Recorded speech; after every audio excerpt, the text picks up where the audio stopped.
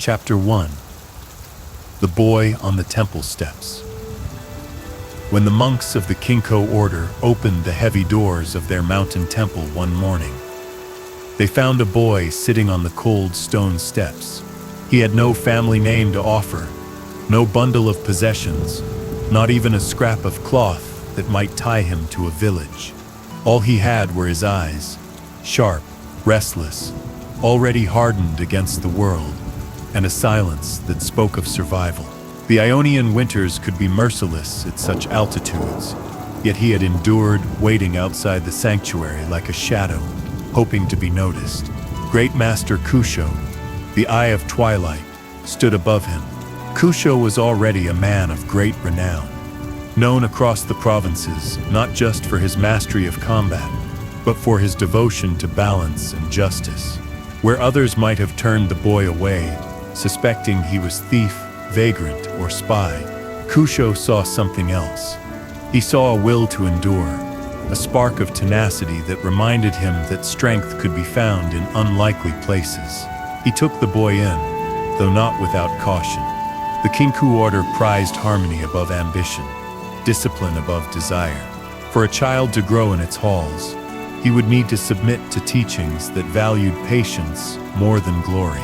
The boy who would one day be called ZED was not gentle in his beginnings. He struggled with the rigid forms, the meditations, the endless repetitions of kata, meant to align body and spirit. He was quick with a blade, but quicker still to frustration. When his fists bruised from striking practice posts, when his breaths came ragged during meditation, his temper showed. Yet Kusho did not abandon him. He reminded the boy that balance was not simply an idea, but a discipline forged in hours of restraint. The boy learned to bite back his frustration, to turn anger into focus, and to sharpen himself into a weapon through repetition. Over the years, ZED grew strong. The temple's granite walls, the scent of burning incense, the whisper of leaves in the mountain winds, these became his home. And in that home, he found something more valuable than food or shelter. He found a rival, and in time, a brother. Shen, Kusho's own son, trained in the same courtyards and meditated in the same chambers. Where ZED's fire pushed him forward, Shen's calm drew him inward. Their duels became the talk of the younger acolytes. The orphan who fought with relentless hunger, and the master's son who moved like a still lake, always composed, always deliberate. At first, ZED resented Shen. He believed Kusho favored his own blood, guiding Shen with more patience, offering praise with more warmth. Yet as they grew, that resentment softened into something else. ZED began to measure himself against Shen, not out of bitterness, but out of respect. Shen was not simply the master's son. He was the only one who could meet ZED's intensity without faltering. Together they formed a balance of their own, one driven by fire, the other by stillness. But balance is never without tension. ZED felt even then that his place in the order was fragile. He bore no family crest, no lineage to tie him to the temple. Every time he faltered in training, every time he lost to Shen, he imagined the whispers. He does not belong here. He is only an orphan Kusho pitied to silence those whispers. Real or imagined, he pushed harder. He rose before dawn to drill forms alone. He repeated sword strikes until his arms ached. He punished himself for every mistake, as though failure meant exile. The fear of being cast out gnawed at him, and that fear became his greatest fuel. Kusho watched this with quiet concern. The Eye of Twilight knew that ambition was a double-edged blade. In ZED he saw potential unmatched, but also a dangerous hunger. Balance, Kusho reminded him, was not about suppressing power but tempering it. Still, ZED's devotion impressed even the sternest instructors. He excelled at weaponry, at unarmed combat, and at the art of reading an opponent's intent. He became a student others could not ignore. As adolescence hardened into young manhood, ZED stood tall in the ranks of the acolytes. Yet he never shed the memory of the temple steps where he had once waited alone. That memory whispered to him that strength was survival, That compassion was a luxury. Shane could believe in patience because Shen had always belonged. Zed, however, carried the scars of being unwanted, and those scars shaped every choice he made. One evening, long after training had ended, Zed lingered in the courtyard. The moonlight fell across the polished stones, and Shen approached, offering him tea. They spoke in hushed tones. Two brothers without blood, bound by struggle. Shen told him that the Kinkou's way was not weakness but discipline. That balance was what allowed them to protect Inunia without losing themselves. Zed listened, but part of him rejected the thought. Protection meant strength, and strength meant using every tool available, even if it meant stepping beyond the lines tradition had drawn. In that moment, the paths of the two boys were set. Shen would become the patient guardian of equilibrium, upholding the teachings of his father. Zed would remain loyal to the order, but inside him a seed of doubt had already taken root. It would grow in silence, watered by fear and ambition, until it consumed the balance Kusho had tried to teach. For now, though, the boy from the temple steps was still just a student, still learning forms beneath the mountain winds, still sparring in the courtyards with the only brother he had ever known. The shadows that would one day define him had not yet risen, but the hunger, the fear, and the relentless will, they were already there, waiting, just as he had once waited in the cold for someone to open the door. Chapter 2. Brothers in Arms, Zed and Shen. The courtyards of the Kinkou temple were always alive with motion. Wooden posts struck in rhythm, blades clashing under the steady eyes of instructors, acolytes breathing in unison as they practiced forms that had been passed down for generations. Among them, two figures came to embody the contrast of the order's ideals. One was Zed, the boy once left on the temple steps, hardened by hunger and driven by relentless need. The other was Shen, born to the temple, son of Master Kusho, quiet as stone and steady as flowing water. From the beginning, their lives intertwined like opposing currents in the same river. Shen trained with an ease that seemed unshakable. His strikes were deliberate, his mind centered. He did not rush his learning, did not push his body to exhaustion. He seemed content to let time carry him forward, trusting that patience would refine him into the warrior he was destined to be. Zed, by contrast, was urgency incarnate. He attacked forms with the fury of one who believed each motion could decide his fate.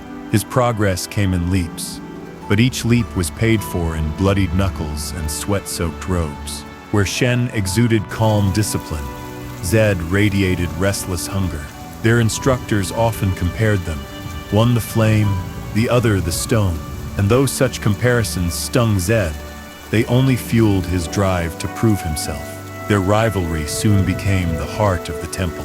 Every duel between them drew quiet attention from the acolytes. Zed would open fast and fierce, blades darting, footwork sharp, eyes burning with calculation.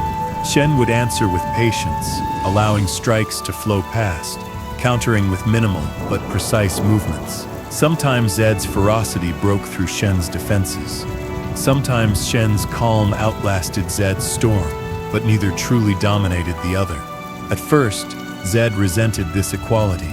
He wanted victory decisive enough to silence his doubts. Yet over time, he began to crave the challenge itself.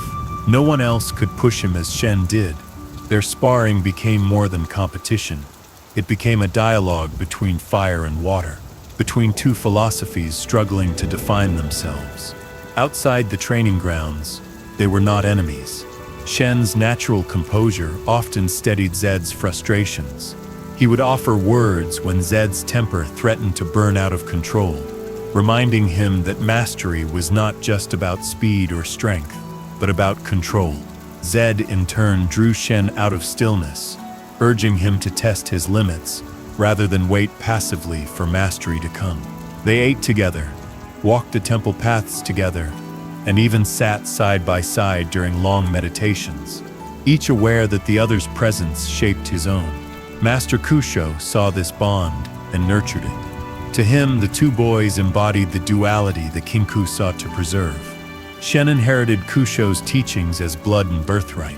Zed embraced them as an outsider desperate to belong. Kusho believed they might, together, one day lead the order into a stronger future, one balancing tradition with necessity. Yet beneath this harmony, tension always lingered. Shen carried the quiet confidence of one who knew his place. The temple would always be his home, his father its master, his path secure. Zed could never claim such certainty. Every failure, every small defeat, whispered to him that he was expendable. The fear that had driven him since the day he was found still pulsed inside him. He could never let himself fall behind. That fear made their differences sharper. During meditation, Shen could sit for hours unmoving, breath even, mind steady. Zed struggled to still his thoughts. His mind replayed each mistake in training, each moment of weakness, turning them into fuel. When Shen offered advice, it felt to Zed like the words of someone who had never known the desperation of being unwanted. Though he respected Shen deeply, a part of him resented that Shen could walk in balance so easily, while Zed had to fight for every step. Still, their brotherhood endured. When Kusho led missions beyond the temple walls, he often brought the two together. They complemented each other. Zed saw dangers others missed. Shen steadied decisions when haste might lead to error. On mountain paths and in village courtyards, they learned to rely on each other not just as sparring partners, but as comrades. It was during these journeys that Zed began to glimpse the fractures in Ionia beyond the temple walls. Noxian influence was spreading. Bandits prowled in the aftermath of skirmishes, and the villages suffered. Where Shen viewed these struggles through the lens of balance, seeking to ease conflict without tipping scales, Zed saw threats that required decisive, merciless strength. He began to wonder if the Kinkou's teachings were too soft for a world so harsh. The first true test of their bond came with the hunt for the Golden Demon. Kusho summoned them both, entrusting them with the most important case of their young lives. A killer had emerged in Ionia, one who struck not with hunger or desperation, but with artistry, leaving behind bodies as if they were grotesque displays. The people called him a demon, for no ordinary man could kill with such cruelty. Zed and Shen followed Kusho on that hunt for years. Together they traced patterns across provinces, studied crime scenes that sickened even hardened soldiers, and pieced together clues that others missed. Shen, steady and rational, sought to understand the killer's motives with detachment. Zed, driven by outrage, demanded swift justice, each unsolved murder deepening his conviction that mercy was weakness. On long nights under starlit skies, they spoke quietly about what they would do if they found the demon. Shen insisted that justice must be tempered, that vengeance was no path for a protector. Zed, fists clenched, argued that a monster who thrived on killing deserved no trial, no patience. Their voices would rise then fall, neither convincing the other, yet neither severing their bond. That hunt shaped them both, sharpening their differences into philosophies. Shen's patience grew firmer, his faith and balance unshaken. Zed's urgency hardened into something darker, the belief that only ruthless strength could shield Anyuna. The two were still brothers then, sparring side by side, loyal to each other, but already their paths were diverging. Back at the temple, Kusho continued to teach them as if nothing had changed. He believed that tension between them was not weakness but necessary balance. To Kusho, Shen and Zed represented the twin pillars of the Order's future. Yet to Zed, the gap between them felt wider with every passing year. For Shen, balance was birthright. For Zed, it was a chain. And though neither yet realized it, their bond, as strong as forged steel, was also the fracture line upon which the Kinkou and all of Ionia would one day split. Chapter 3. The Golden Demon case begins. The call to leave the temple came not with ceremony, but with urgency. Villages scattered across Ionia whispered of a terror that walked among them. Bodies were found posed as if part of some grotesque performance. their deaths arranged like scenes on a stage. Farmers muttered of a monster that killed for beauty, a demon that painted with blood. Fear spread faster than fire across the provinces, and soon the frightened voices converged into one name, the Golden Demon. For the Kinkou order charged with maintaining balance in the land, such a terror could not be ignored. Great Master Kusho was summoned to take the case. He did not go alone. At his side walked his son Shen, steady and composed, already well known within the temple as the image of his father's ideals. And beside him, chosen for both his skill and his relentless drive, walked ZED. For ZED, the summons was more than duty, it was validation. To be selected for a mission of such importance meant he had proven himself worthy of Kusho's trust. No longer just the orphan boy from the steppes. He was now a hunter in the Master's company. The thought stoked a fire in him that would burn for years to come. The hunt began in small villages where the killings had left people broken with fear. Each scene was worse than rumor had painted. Victims were not only slain but displayed. Limbs were arranged at careful angles, faces painted with expressions of terror or ecstasy, as though the killer believed himself an artist. For Shen, it was a puzzle to be solved. He walked the scenes calmly, noting patterns others missed, asking questions without emotion. For Shen, it was something else entirely. Each body was a wound in his mind, each display an insult to the living. He clenched his fists at every sight, his jaw tight, his eyes sharp with rage. At night, when they camped by riversides or beneath the quiet branches of Ionian forests, the three would speak of what they had learned. Kusho guided the conversation with measured wisdom, drawing insights from both Shen and ZED. Shen spoke of patterns, of the meticulous care the killer took, of the ritual-like nature of his crimes. ZED argued for action. Every moment they delayed meant more innocents would die. To ZED, the path was clear. Find the demon and end him without hesitation. To Shen and to Kusho, the matter was more complex.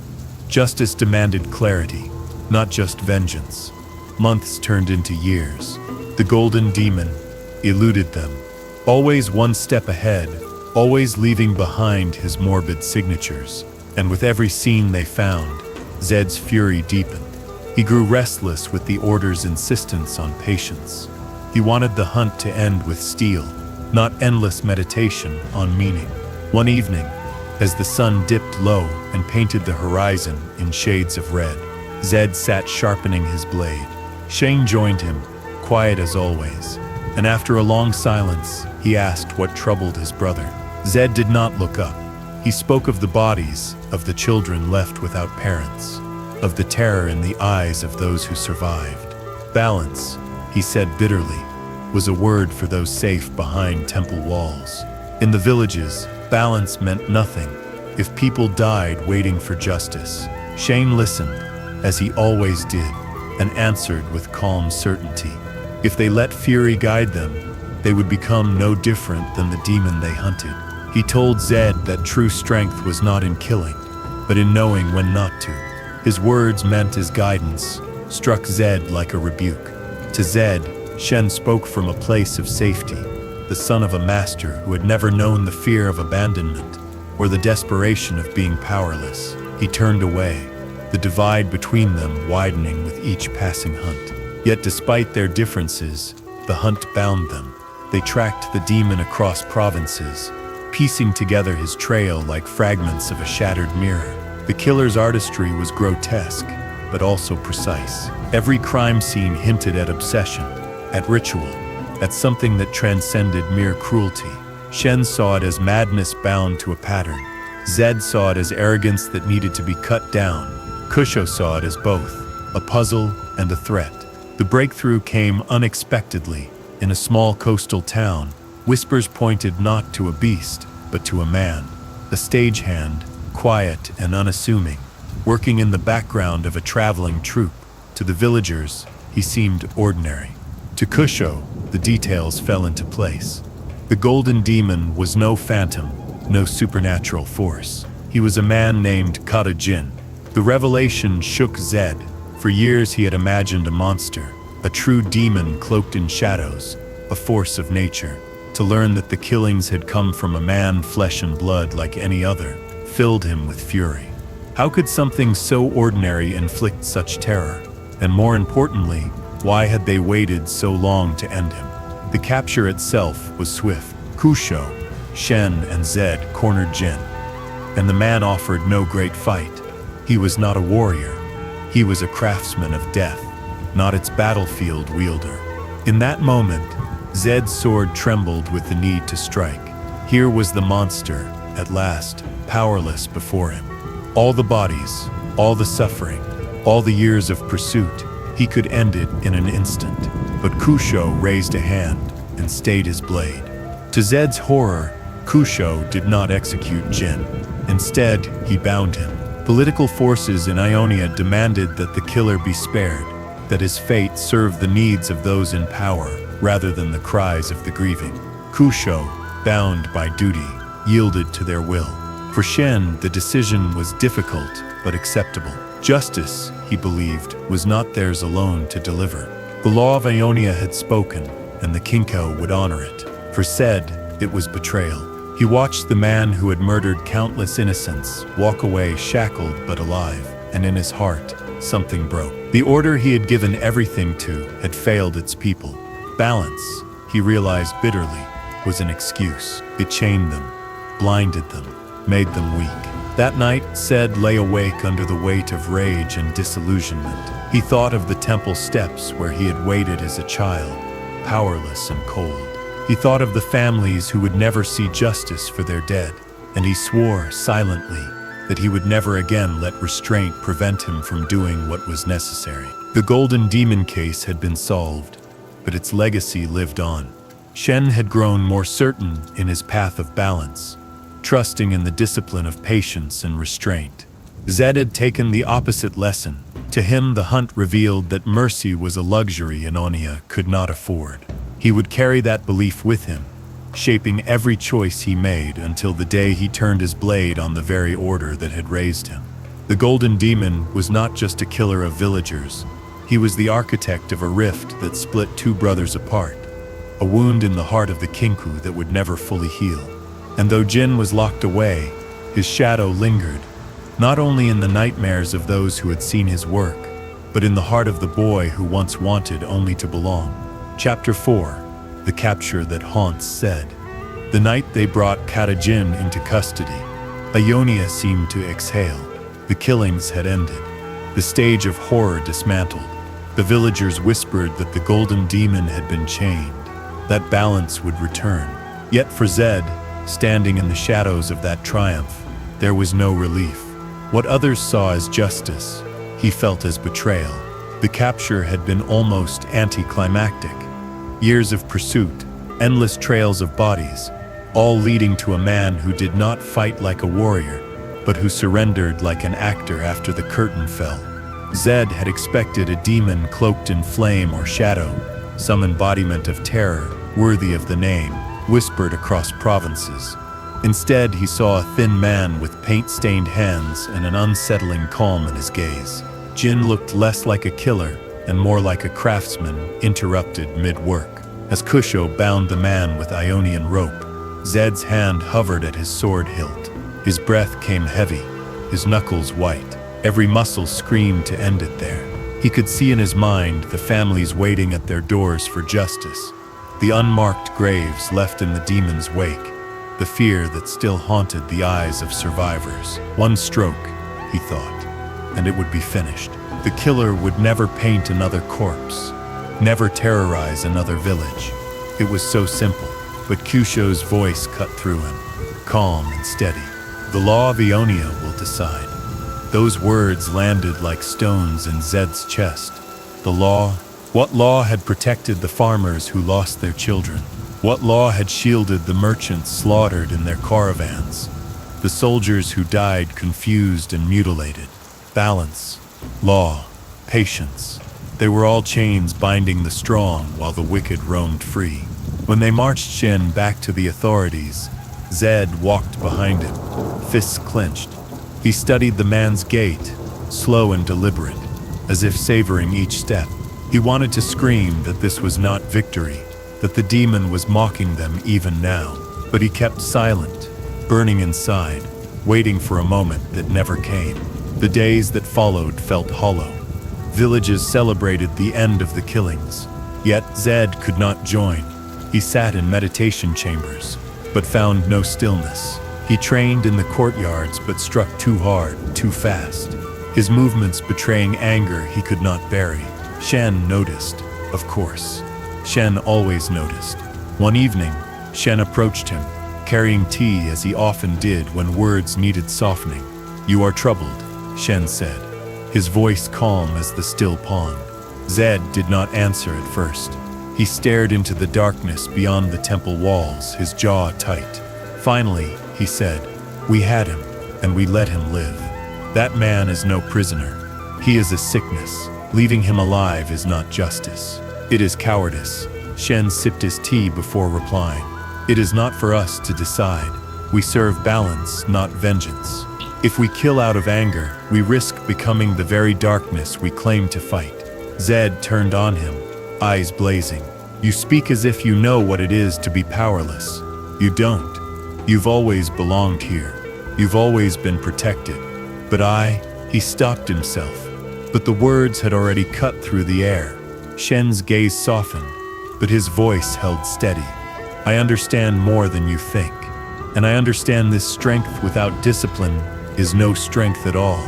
The conversation ended there, but it deepened the divide. To Zed, Shen's words were those of someone who could afford patience, someone who could lean on balance, because he had never known hunger or abandonment. To Zed, the lesson of the Golden Demon was clear. Restraint had cost them years of lives, and mercy had allowed a monster to survive. The decision to spare Jin did not sit well with others in Ionia either. Some believed he should have been executed immediately, while others insisted that Kusho's obedience to the ruling houses upheld the law. The Order of Shadow had not yet been born, but in Zed's heart, its seed began to grow in that moment. If the Kinkou would not act decisively, then someone else must. Time moved on. Jin was imprisoned, his artistry silenced behind walls. But Zed could not forget. The image of the killer's calm eyes followed him in meditation. The memory of Kusho's raised hand stopping him from striking haunted him during training. He began to question not just one decision, but the entire philosophy of the order. What good was balance if it left the innocent unprotected? Kusho noticed the shift. He saw his pupil's impatience grow sharper, his questions more pointed. Yet the master hoped that time would temper him. Kusho believed that Zed's bond with Shen might restore harmony, that their rivalry would ultimately make both stronger. But Kusho underestimated how deeply the Golden Demon had scarred his student. For Shen, the case became a confirmation of the Kinkou's ideals. They had captured the killer without succumbing to vengeance. They had proven that justice could be done without losing themselves to hatred. Shen carried the lesson with quiet pride, seeing it as proof that patience and balance were not weaknesses but strengths. For Zed, it was the opposite. The case had proven to him that the order was too slow, too restrained, too bound by tradition to face the dangers gathering in Ionia. And if he could not change them, then he would forge a path of his own. The capture of Kata Jin was remembered in the history of Ionia as a victory of law over chaos. But for Zed, it was the night the Kinkou lost their claim to his loyalty. He would never again trust balance to protect the people.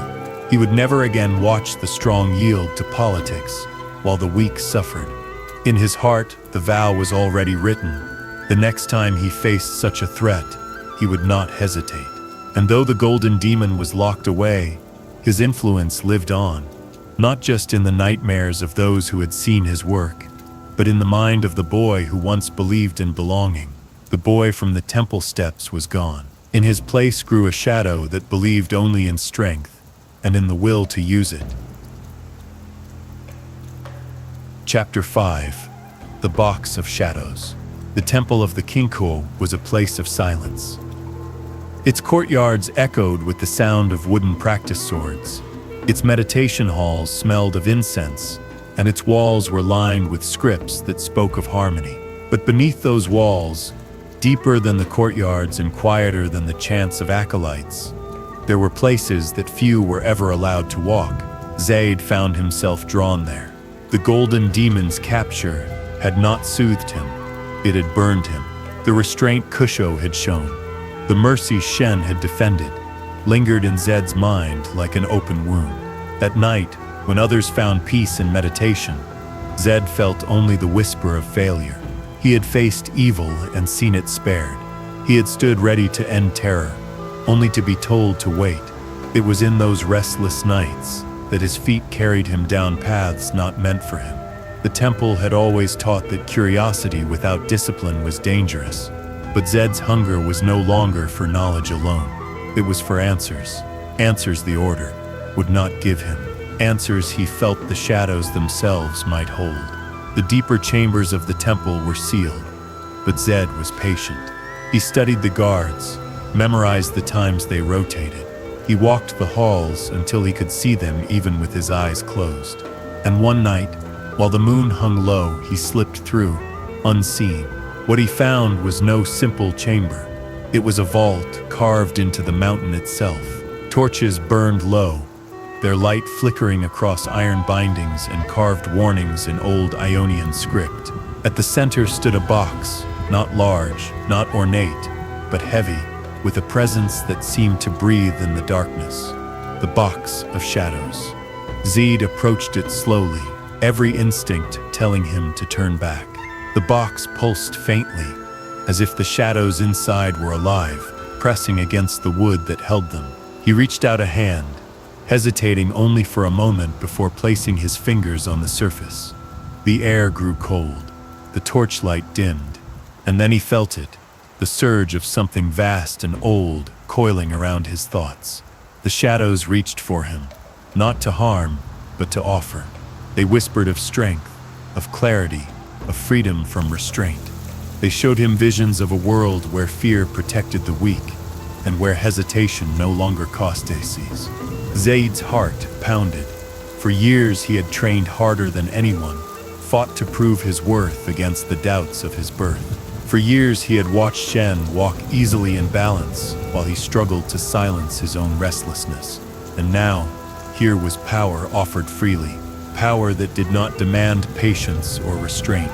Power that promised he would never again feel weak. He opened the box. The shadows poured into him, not as a flood, but as a veil. They wrapped around his body, slipping into his movements, sinking into his breath. His vision sharpened. His body felt lighter, faster. He raised his hand, and the shadows obeyed, splitting his outline into mirrored forms that flickered in and out of the torchlight. It was as if the darkness itself had become his ally. ZED exhaled, trembling, but not with fear, with exhilaration. For the first time, he felt no chain around him, no restraint. The Order had denied him this, had locked away power that could save lives, that could end threats before they began. They had chosen balance over strength. He would not make the same mistake.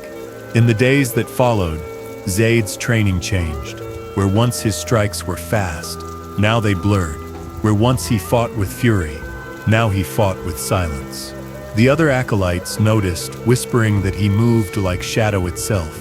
Shen noticed too. During their sparring matches, ZED's movements became unpredictable. His form multiplied. His blades seemed to strike from impossible angles. Shen countered as best he could, but confusion flickered in his eyes. One evening after a match, Shen confronted him. "You are different," he said quietly. "Your strikes, your movements, there is something unnatural about them." ZED only smiled faintly, though his heart was pounding. He did not deny it. He simply said, "Perhaps I have found what the Order has forgotten." Shen frowned but said nothing more. He trusted that balance would guide them both back, that whatever path ZED was walking would not lead him astray. ZED wished he could believe that, but he could not shake the certainty that balance had failed once before and would fail again. Kusho, too, noticed the change. During one training session, he watched as ZED dispatched 3 acolytes at once. His movements fluid, shadows trailing his strikes like echoes. Kusho's eyes narrowed. Later he called ZED aside. "You have taken something that was not yours to take," Kusho said. His voice was calm, but there was iron in it. "The shadows are not toys. They are dangerous, older than you understand. They are meant to remain sealed." ZED bowed his head, but his jaw clenched. Dangerous or powerful? If we had used them against the Golden Demon, how many lives would we have saved? If we used them now, how much stronger could we be when Noxus comes? Kusho's eyes sharpened. Strength without discipline is corruption. The shadows do not belong to you, ZED. Return them. Learn patience. Learn balance. But ZED did not return them. He could not. The shadows had become part of him, woven into his breath and his blade. To give them up would be to step back into the helplessness he had sworn never to feel again. At night, when he trained alone, the shadows flowed with him, duplicating his form. Striking where he willed, he began to experiment, to push them further. He learned how to vanish from sight, how to strike from places where no one expected, and with every discovery, his conviction deepened. This was the path forward, the path the Kinkou were too afraid to walk. Still, guilt lingered. ZED did not hate Kusho. He did not hate Shen. They were his family, his teachers, his brother. But he could no longer accept their chains. If Ionia was to survive the storms gathering at its borders, it would need strength unbound by restraint. It would need shadows. The box of shadows remained sealed in its chamber, but ZED no longer needed it. The darkness within had chosen him, and though he still walked the temple courtyards, still sparred with Shen beneath the gaze of Kusho, he knew that his path was no longer theirs. The boy who had once waited on the temple steps had found his place, not in balance, not in law, but in shadow. And though he did not yet know it, that choice would one day tear the order apart. Chapter 6. Ionia at War. The years passed like the turning of leaves. The mountains surrounding the Kinkou temple still stood in silence. The courtyard still rang with the rhythm of practice blades. But outside those walls, the world was shifting. Rumors became reports. Reports became cries. And soon cries became fire. Noxus had come. The empire was unlike anything Ionia had faced before. Where Ionia was a land of balance, villages tied to forests, farmers bound to rivers, warriors bound to their creeds. Noxus was hunger made into a nation. Its armies swept across fields with steel and flame, its generals believing that strength alone gave the right to rule.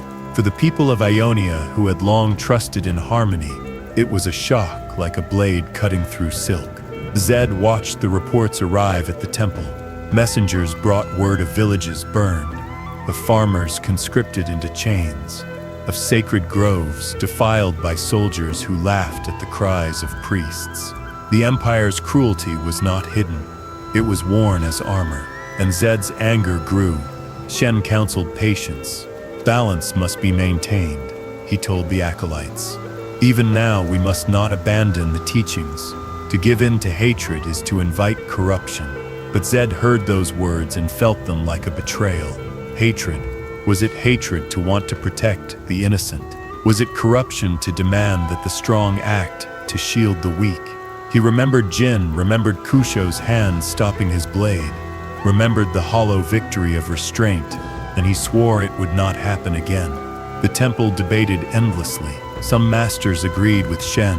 The Kinkou were not soldiers. Their duty was to preserve balance, not to wage war. Others whispered that perhaps ZED was right, that Ionia could not stand against Noxus with meditation and restraint alone. The arguments echoed in the halls while outside, the Empire marched further into their lands. ZED could not bear it.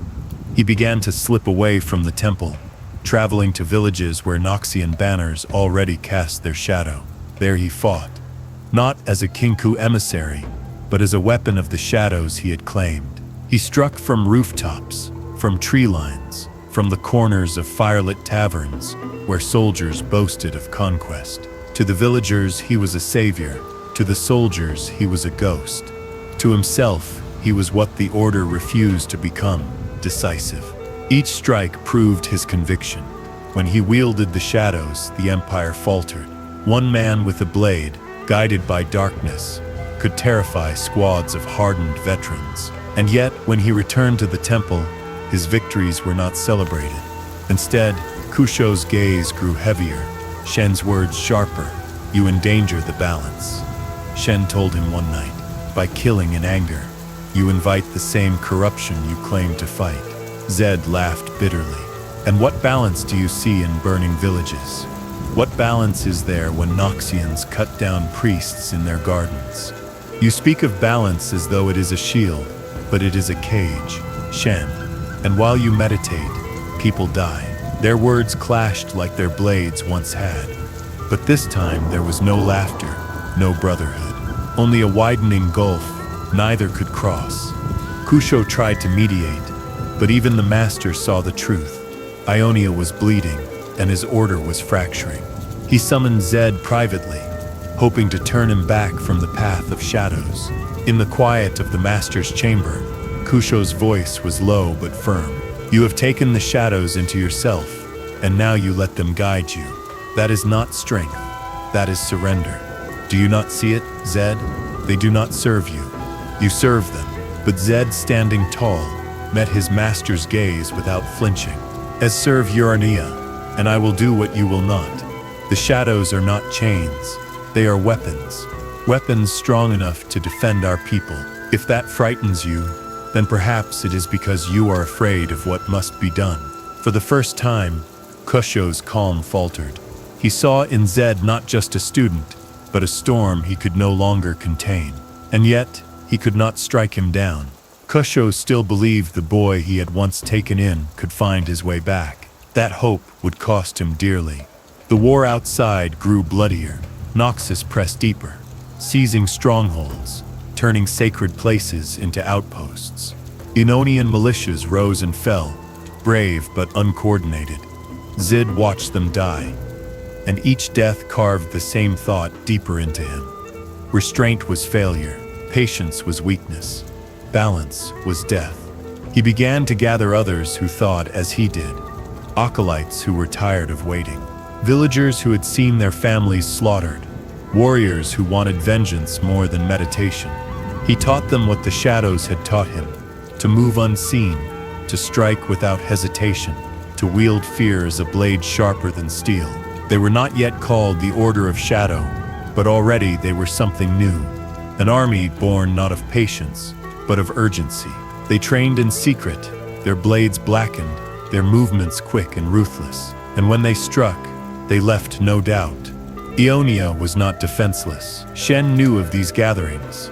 He tried to confront Zed, to remind him of who they had once been, sparring brothers on the temple steps. But Zed only shook his head. "You still don't see. You fight for balance. I fight for survival.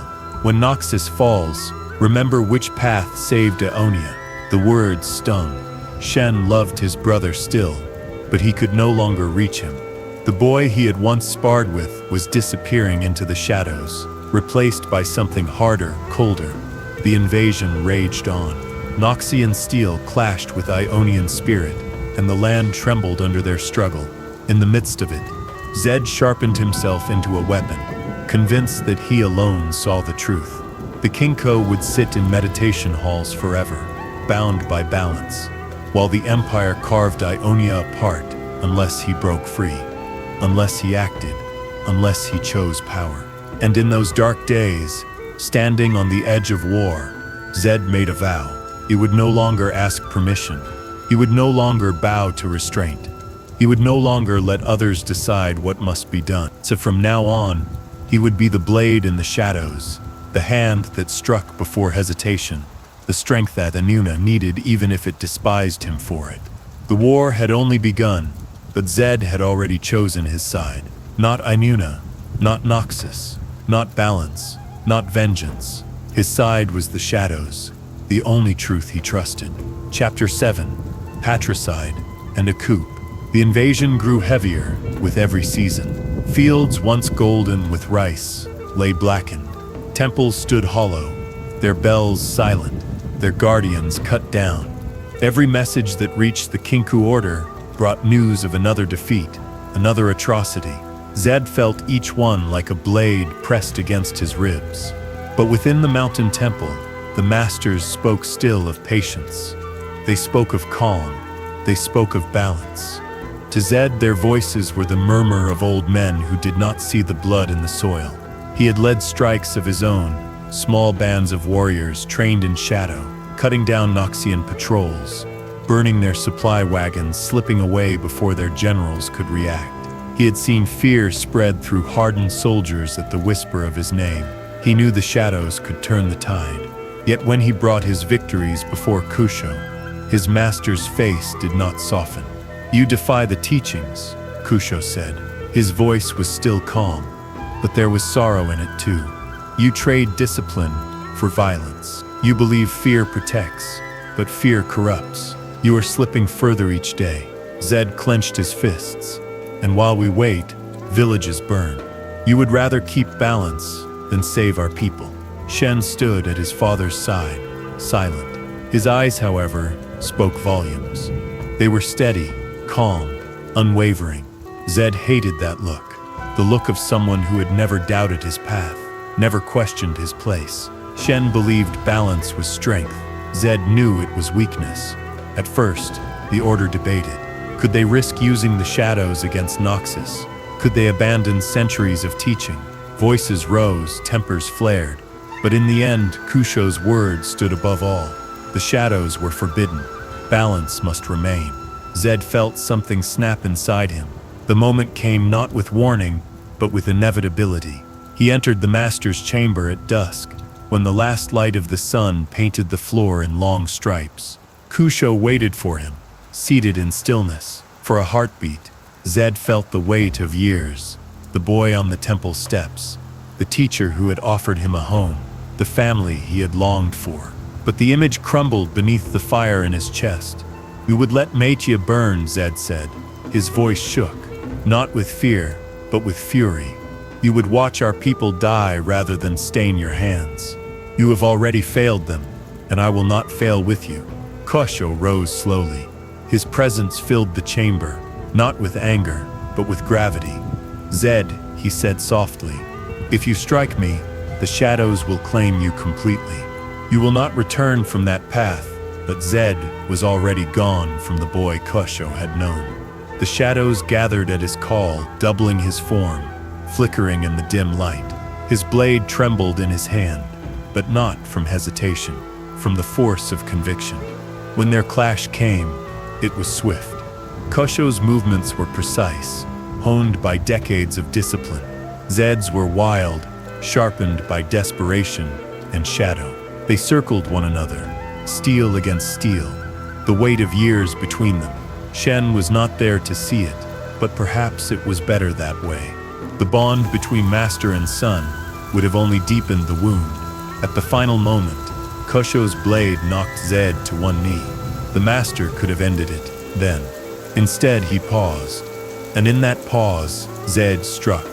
Shadows wrapped around his strike, piercing through the opening Kusho had left. The master staggered, his eyes full of sorrow rather than fear, met Zed's one last time, and then he fell. The silence afterward was heavier than the clash of blades. Zed stood over the man who had once been his savior, his teacher, his father, in all but blood. His breath came ragged, his heart thundered. Victory brought no relief, only emptiness, but he buried that emptiness quickly. He had made his choice. There would be no turning back.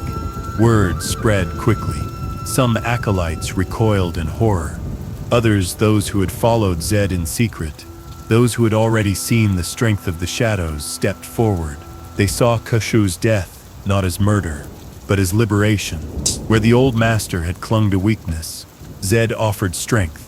Where the Kinkou had bound themselves with balance, Zed offered freedom. That night, torches burned in the courtyards. Zed stood before the gathered acolytes, his shadow stretching long across the stones. His voice carried not just command, but conviction. "The Kinkou are broken," he declared. "Balance has failed. Immunia bleeds while we sit in stillness. No more. From this night, we embrace what the Order feared. We take the power they sealed away. We wield the shadows, not as chains, but as weapons. And with them, we will defend Immunia, if you and no matter the cost." Some left the temple, unwilling to follow him. Others stayed, kneeling at his feet. The division was complete. The Kinkou order had fractured, and ZED stood as the master of something new. It was not yet called the Order of Shadow, but its shape was clear. Warriors trained without restraint, assassins honed not in patience, but in fear. Where the Kinkou sought balance, ZED demanded victory. Where Kusho sought harmony, ZED forged weapons. Shen returned too late to stop it. When he learned what had happened, his grief was cold and silent. His father was gone. His brother had become his enemy, and the temple that had once been their shared home was now a place divided between light and shadow. For ZED, there was no regret, at least none he allowed himself to feel. He buried sorrow beneath conviction, doubt beneath resolve. In his heart, perhaps a small voice still whispered of the boy Kusho had saved. But louder still was the roar of certainty.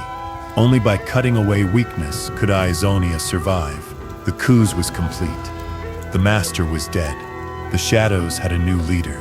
And the brotherhood that had once held ZED and Shen together was now torn by blood. Chapter 8. The Order of Shadow. The night of Kusho's death marked a fracture not only in the temple, but in all of Aizonia. One half of the Kinkou order clung to its old ways, huddled in grief and silence beneath Shen's steady leadership. The other half gathered around ZED, their eyes burning with conviction, their blades blackened by shadow. From the ashes of restraint, a new creed was born. At first, ZED's followers were few, acolytes who had already grown restless, villagers who had lost too much to Noxian fire, warriors who no longer believed balance could shield them. They met in abandoned shrines, in caves deep in the mountains, in courtyards stained by past battles. There ZED taught them what Kush had forbidden, the language of the shadows. The shadows did not resist their new students. They flowed eagerly, flickering across the ground, multiplying silhouettes, whispering possibilities. With ZED's guidance, his disciples learned to step from darkness, to vanish from sight, to strike where enemies thought themselves safe. They became more than warriors, they became terror, made flesh. ZED drilled them without mercy. He reminded them that Noxus would not show restraint, so neither could they. Fear is a weapon, he told them. The enemy must feel it before your blade ever touches their flesh. He demonstrated how to use silence as a tactic, how to let shadows proceed in attack until soldiers panic themselves into mistakes. Where Kusho had taught discipline as a means to peace, ZED taught ruthlessness as a means to survival. Those who faltered were cast aside. This was not the Kinkou. Where patience guided students gently forward, this was something harsher, something sharper. Only those who embraced the shadows fully could remain, and those who did were transformed. They struck first at Noxian scouts. Entire patrols vanished in the forests, their bodies found arranged not like art, but like warnings. Later, caravans went missing. Supply lines snapped. Outposts fell to unseen blades. The Empire, arrogant and relentless, began to whisper of assassins in the dark, the Gionian ghosts who hunted them without pause. The name of the Kinkou no longer frightened them, but the Order of Shadow did. ZED watched his disciples grow stronger, and with them, his certainty. For years he had struggled against doubt, against whispers that he did not belong, against the chains of restraint. But now he saw clearly. The shadows were not corruption, they were clarity. They stripped away hesitation, stripped away weakness, leaving only strength. Still, the shadows had their cost. Not every disciple survived their training. Some were consumed, their minds fractured by the constant whisper of darkness. Others pushed too far, and never returned from the places the shadows carried them. ZED bore these losses without flinching. To him they were proof that his order was not for the faint-hearted. Only those willing to sacrifice everything could wield the shadows without breaking. Whispers spread through Ionia. Some villagers saw the assassins as saviors, avengers of the weak. Others feared them, saying they were no better than the Noxians they killed. To ZED, these opinions mattered little. He did not seek love or trust. He sought survival. If fear kept Ionia alive, then fear was enough. Shen could not ignore what had formed in the wake of his father's death, where he rebuilt the Kinkou in quiet halls. ZED grew an army. The two brothers had once sparred as equals. Now they opposed each other as masters of rival creeds. Shen sent envoys to reason with ZED, to remind him of what the Kinkou once stood for. Some never returned. Others brought back only ZED's message: balance does not protect the living, strength does. Their conflict bled into the wider war. At times Shen's Kinkou and ZED's assassins fought on the same soil, against the same enemy, but never as allies. Shen sought to restore harmony. ZED sought to destroy threats before they could rise. To the villagers, the difference blurred. To the brothers, it was absolute. As his order grew, ZED began to wear armor marked with the sigil of shadows, his face hidden behind a mask that reflected no light. He was no longer the boy found on temple steps, nor the acolyte who sparred with Shen, nor even the student who had once sought Kusho's approval. He was the master of shadows, and his word was law. But even as he stood at the center of this new brotherhood, there were nights when the silence returned. Nights when he remembered Kusho's final gaze, not with anger, but with sorrow. Nights when he remembered Shen's voice, calm and unyielding. For a heartbeat, the weight of what he had lost pressed against him. Then the shadows stirred, wrapping him again in certainty, and the doubt was gone. The Order of Shadow did not grow by chance. ZED sought out those who had been broken by Noxus, those who had nothing left to lose. He offered them more than vengeance. He offered them purpose. In the shadows they found strength when the light had abandoned them. In ZED they found a leader who did not ask them to wait, but to strike. One by one, the Order became a force that even Ionia itself could not ignore. They were not monks. They were not soldiers. They were something new, something that terrified both enemy and ally alike. And at their head stood ZED, unwavering, ruthless, consumed by the belief that he alone had the vision to save his homeland. The Kinkou mourned what had been lost. The Order of Shadow celebrated what had been born, and Ionia, torn between philosophies, bled in the space between them. In time, ZED's assassins would face greater trials: Noxian generals, the return of Kayn, the test of disciples like Kayn. But in these early days, when the Order of Shadow first stepped from myth into flesh, one truth was clear: the balance Kusho had built was gone, and in its place, the shadows ruled. Chapter 9. Shen, the New Eye of Twilight. The death of Kusho echoed through the mountains like a bell that would not stop ringing.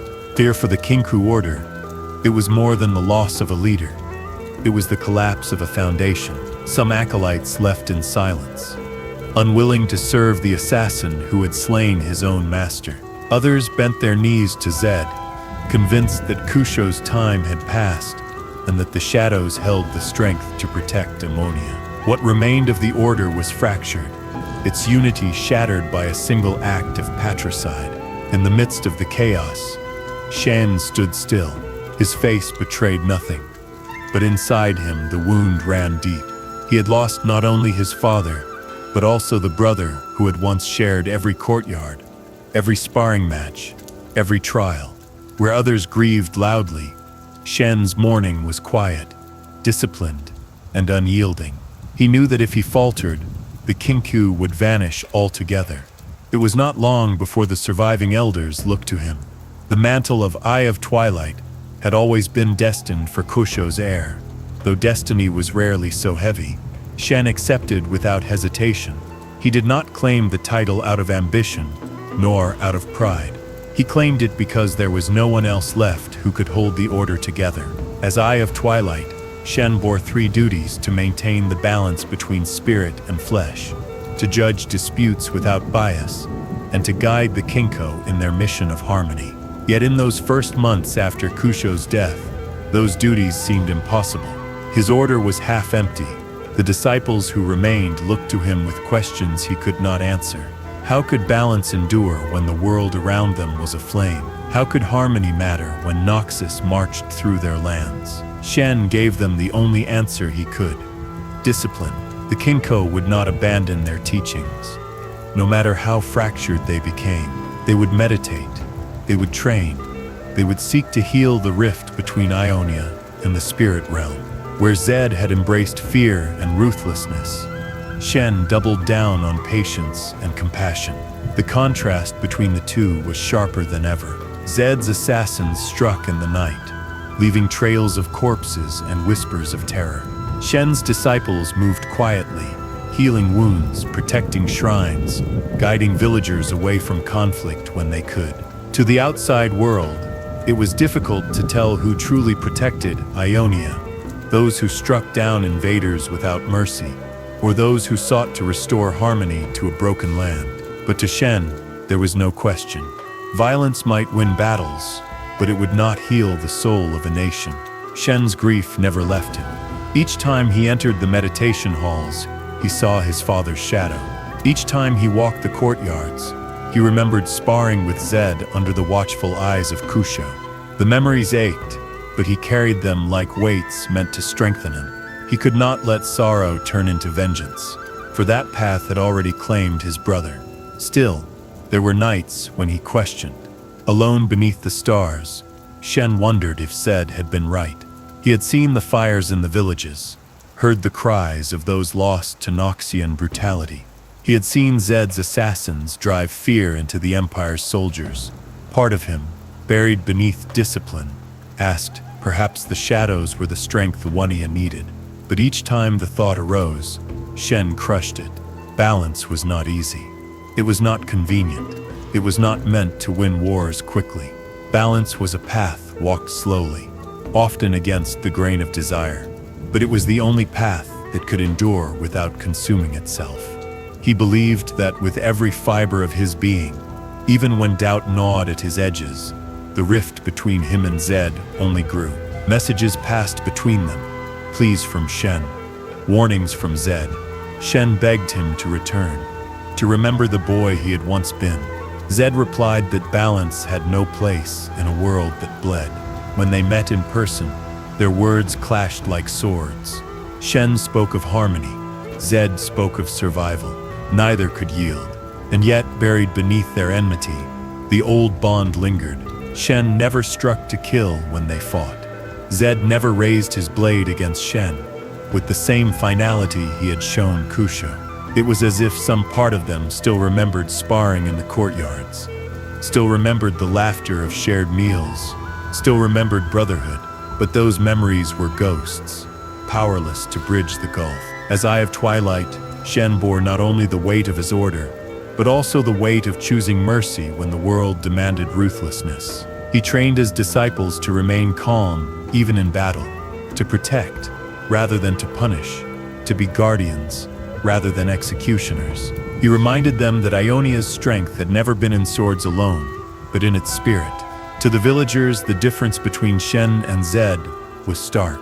When ZED's assassins came, they brought fear, even if that fear was directed at Noxians. When Shen's disciples came, they brought peace, though not always protection.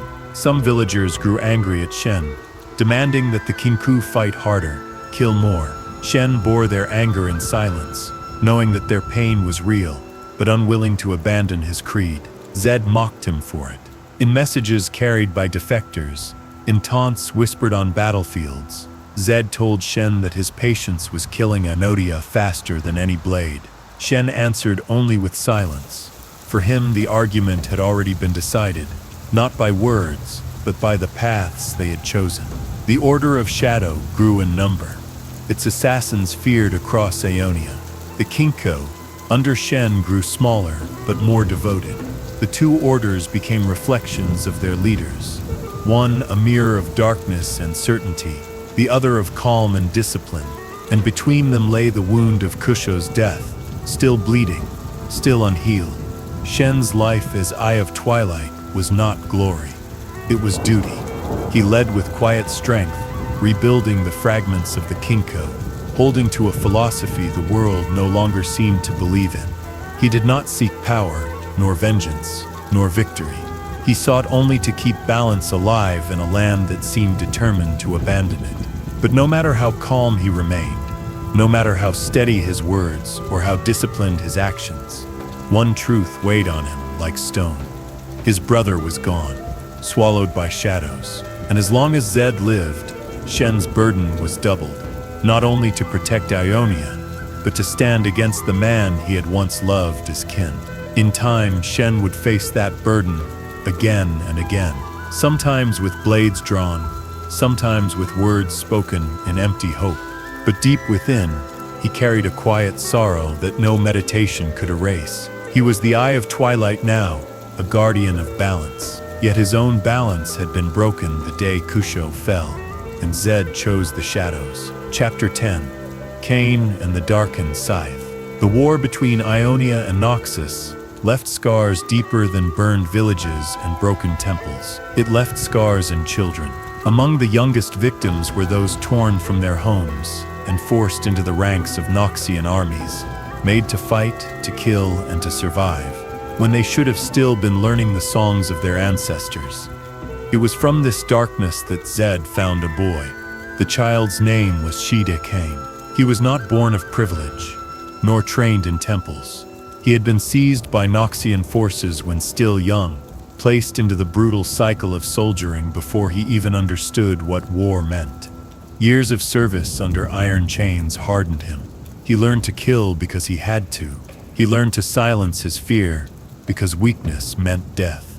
By the time ZED's assassins crossed his path, Kayn was already marked by survival, cold, efficient, and angry at a world that had stolen his childhood.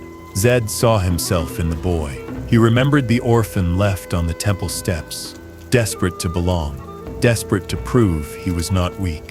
Where Kusho had seen a child to be disciplined, ZED saw in Kayn a reflection, raw talent wrapped around a wound. He brought the boy into the Order of Shadow, not as a servant, but as a disciple.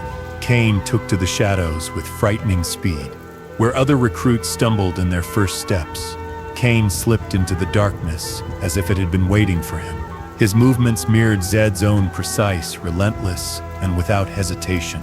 He learned to fight with a curved blade longer than his own arm, carving arcs of shadow through the air, and in every exercise, his hunger was obvious. He did not simply want to master the shadows, he wanted to dominate them. But ZED's teachings alone could not contain Kayn's ambition. It was during a mission in the ruins of a Noxian stronghold that Kayn discovered the weapon that would define his fate. Buried in the rubble, half forgotten, lay a scythe unlike any other. Its blade was twisted, its metal dark and alive, pulsing faintly like a heart still beating. When Kayn touched it, the weapon shivered as though recognizing him. The scythe was no mere weapon. It was Rhaast, one of the ancient Darkened, warriors of a bygone age, sealed away when their bloodlust threatened to consume the world. Where others had been imprisoned within weapons of legend, Rhaast's essence lingered in this cursed blade, whispering to any who dared to grasp it. The whispers called to Kayn. They promised him power beyond anything ZED could offer. They promised him freedom from restraint, freedom from fear, freedom from weakness. And Kayn listened. When ZED learned what his disciple had taken, he felt a surge of dread. He had once opened the box of shadows and embraced its whispers. He knew the allure of forbidden strength, and he knew the cost. Yet he could not bring himself to take the weapon from Kayn. Instead, he watched. "Master," Kayn said, his eyes hard with determination, "this weapon is mine. I will master it. I will not be consumed." ZED looked at him and saw both promise and peril.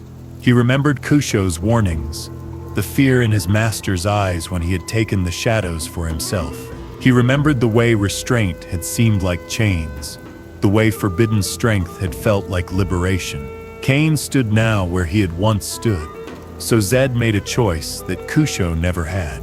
He did not forbid. He did not command surrender. He allowed, "If you are strong enough to wield it," Zed said, "then do so. But know this, if you fail, if the weapon consumes you, I will end you myself." The boy smiled, unafraid. "I will not fail." From that day on, Kayn trained with Rhaast. The darkened scythe whispered in his hand, urging him to kill, to shed more blood, to surrender himself to its hunger. Kayn resisted, not with silence, but with defiance. He argued with the weapon, clashed with it in spirit, as fiercely as he struck with it in flesh. Each battle left him stronger, sharper, more ruthless. Zed watched carefully. He saw Kayn's talent grow beyond any disciple he had ever trained. The boy's will was iron, his ambition endless. But Zed also saw the danger. With every swing of the scythe, Kayn drew closer to the line between wielder and servant. At night, when the order slept, Zed sometimes stood in the training grounds and wondered if he had made a mistake. By allowing Kayn to keep Rhaast, had he given his disciple strength, or had he condemned him to the same path that had nearly destroyed himself? Yet when he looked at Kayn, he saw a chance for something more. Perhaps the boy could succeed where he had failed. Perhaps Kayn could prove that forbidden power could be mastered, not surrendered to. Perhaps this disciple would become the weapon Amadia needed, unbound by fear, unbroken by tradition. The other assassins of the order watched Kayn with a mix of awe and fear. Some whispered that he was destined to surpass even Zed.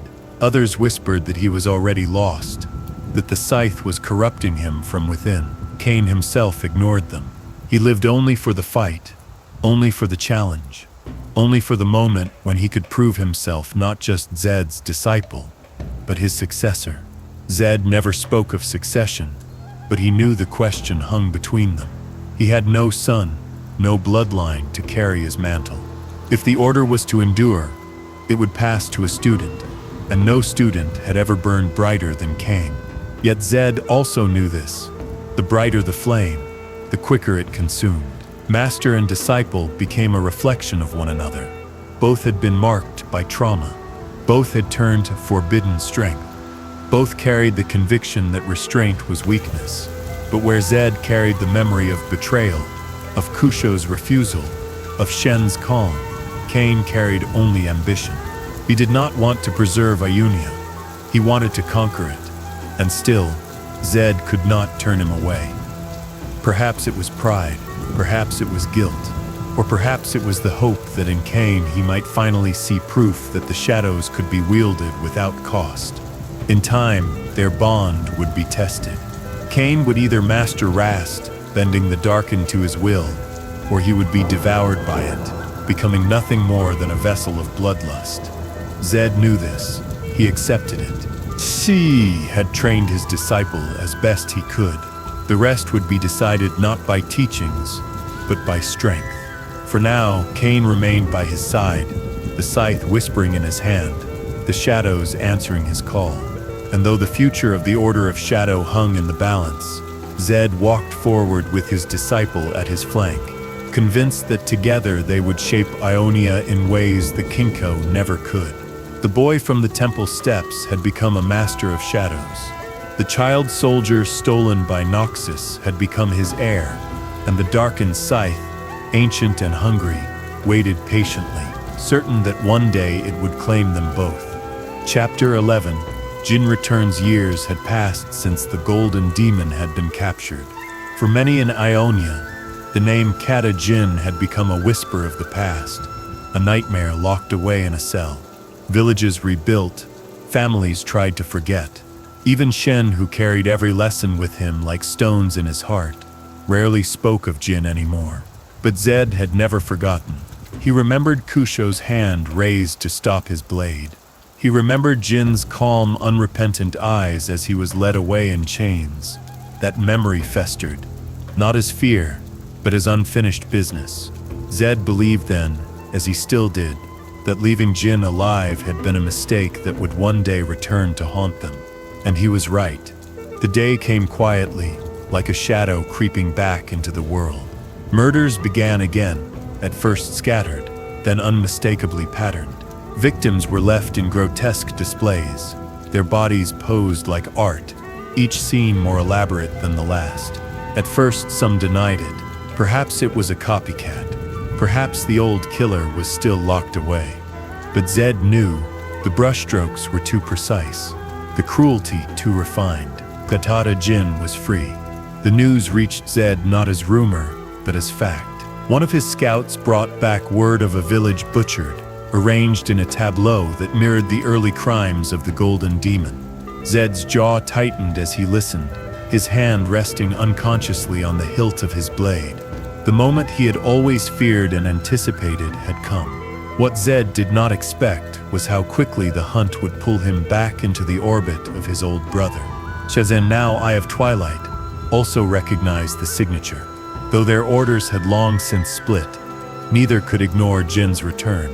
For a brief moment, their rivalry was set aside by necessity. The demon who had first divided them had returned, and only together could they hope to stop him.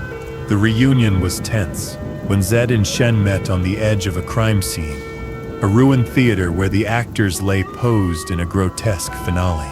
The air between them was thick, with unspoken history. Shen's eyes were calm, but his words cut sharp. "This is what comes of vengeance left unfinished," Zed said. "I warned you, Shen.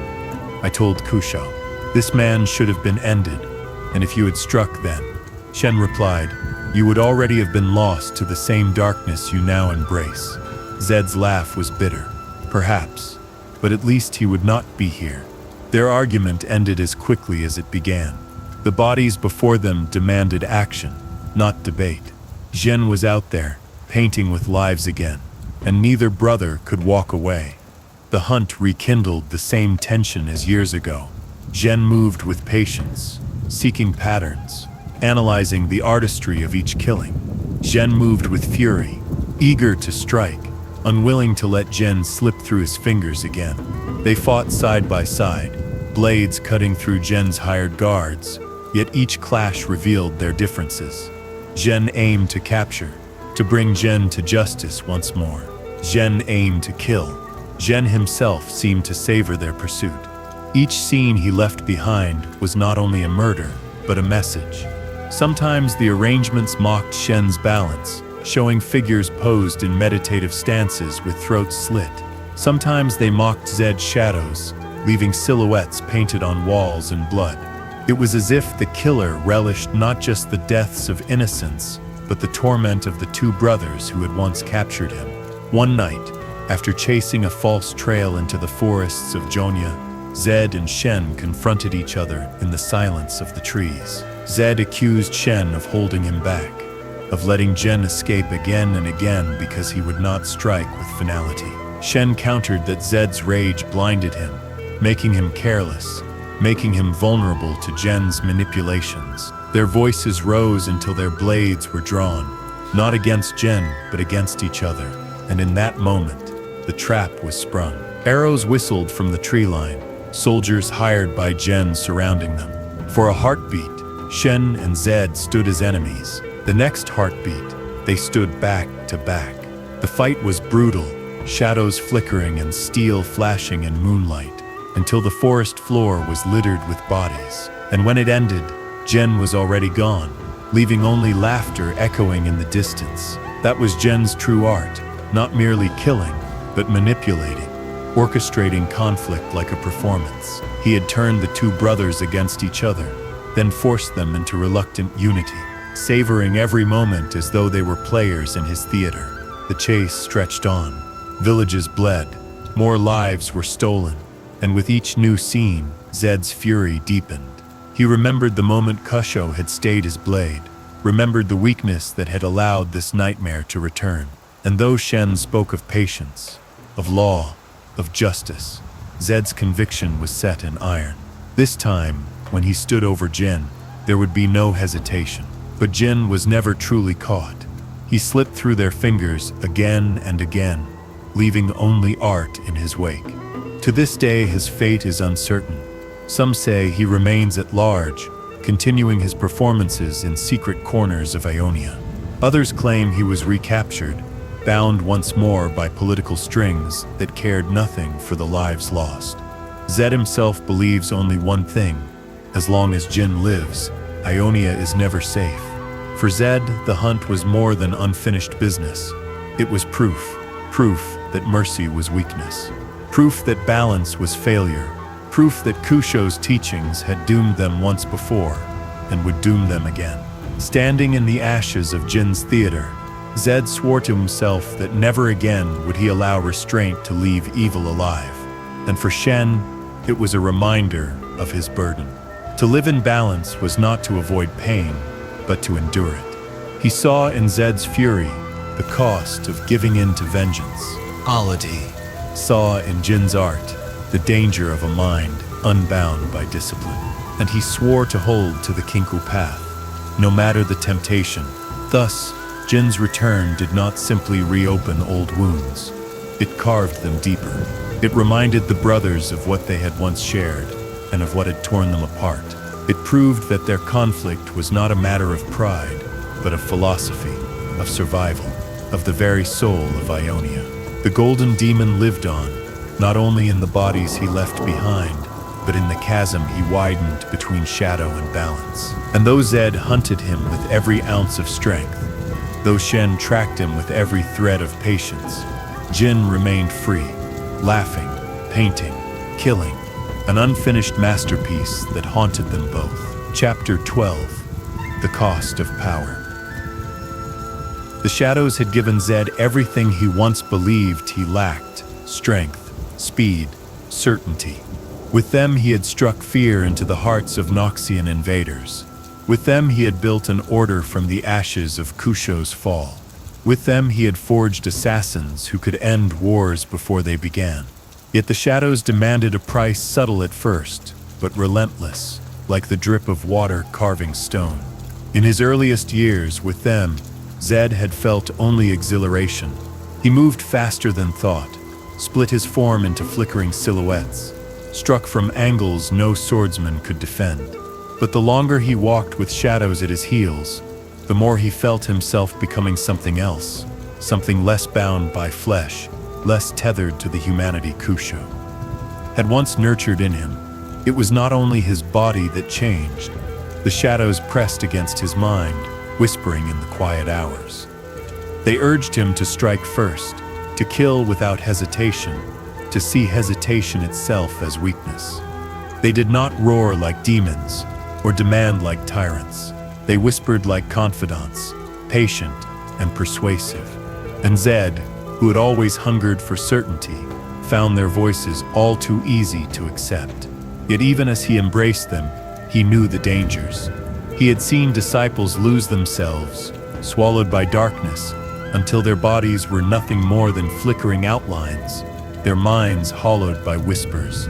He buried those failures without ceremony, telling himself they had not been strong enough. But each time, a sliver of doubt pricked him. Was strength truly mastery, or merely survival borrowed until the shadows chose otherwise? The question lingered most in the silence, after battle. When the adrenaline faded, when the blood cooled on his blades, when his assassins looked at him with awe and fear, then he felt it. An emptiness, a hollow echo where satisfaction should have been. He had won, yes. He had protected Ionia, yes. But the victories never filled the space left by Kusho's disapproval, by Shen's quiet judgment, by the weight of what he had sacrificed. His assassins did not see that doubt. To them, Zed was unshakable. They trained beneath his gaze, mimicking his movements, craving his approval. Some worshipped him as more than a master, as a savior, as the embodiment of Ionia's vengeance. Zed accepted their loyalty, but inside he wondered, did they follow him out of belief or out of fear? The line between the two blurred more each day. The cost of his power revealed itself most sharply in moments when he glimpsed what he had lost. Once, after a long campaign, he passed through a village he had defended years earlier. Children played in the street, laughing, unaware of the blades that had kept them safe. An old woman bowed to him, calling him protector. Yet when ZED looked at their faces, he felt nothing. No warmth, no pride. Only the cold calculation of how quickly he could strike if Noxians returned. The shadows had carved away something human from him, and he did not know if it could ever be reclaimed. Even his bond with Kayn reminded him of the cost. The boy was brilliant, fierce, and bold, but also reckless. Each time Kayn lifted Rhaast, ZED saw the reflection of his own past, the box of shadows, the hunger, the whispers. He trained the boy harshly, not out of cruelty, but out of fear. Fear that Kayn would stumble where he had. Yet part of him also feared the opposite, that Kayn would succeed, that the boy would master what ZED never could, and in doing so, eclipse him. The burden of mastery weighed on him alone. None of his assassins could see it. Shen could not understand it. Even Kusho, had he lived, would never have accepted it. To wield forbidden power was not only to fight with it, but to constantly resist its grip. To remain yourself in a tide that wanted to wash you away. ZED carried that weight with every breath, every step, every strike. But he never showed weakness. To do so would unravel everything he had built. The order depended on his certainty. The villagers depended on his ruthlessness. Even his enemies in their fear reinforced his conviction. So ZED wore his mask not only as armor, but as prison, hiding the doubt, the emptiness, the cost. There were times, however, when the cracks showed. After the battles against Jin, when the killer's art mocked both him and Shen, ZED stood over the posed bodies and felt the shadows stir hungrily. They whispered that he should have killed Jin when he had the chance, that Kusho's weakness had birthed this horror. In those moments, ZED almost listened fully, almost gave himself over. Only the memory of Shen's calm face, their old sparring days, kept a sliver of his humanity intact. Yet that sliver grew smaller with each passing year. The shadows had given him strength, but they had also isolated him. Shen hated him. Kusho was gone. His assassins respected him, but did not know him. Kayn might one day surpass him, or fall to corruption. And so ZED found himself a master surrounded by followers, yet utterly alone. Still, he did not turn back. He told himself the cost was necessary, that power without sacrifice was an illusion, that if he bore the burden, others would not have to. Perhaps it was true, or perhaps it was the final deception of the shadows that they had convinced him the emptiness in his chest was purpose, not loss. In quiet hours when the Order of Shadow slept, ZED sometimes removed his mask and sat alone. He remembered the boy on the temple steps, waiting in the cold, desperate for someone to open the door. He remembered sparring with Shen in the courtyards, laughing through bruises. He remembered Kusho's voice, calm and steady, reminding him that strength without balance was corruption. And he wondered, had the shadows truly made him stronger, or had they only carved away the boy until nothing remained but the mask? The cost of power is not always paid in blood. Sometimes it is paid in silence, in loneliness, in the pieces of yourself you surrender until you no longer know what you were without them. ZED bore that cost. And though he never spoke of it, it haunted every step he took. And still, he chose to keep walking deeper into the dark.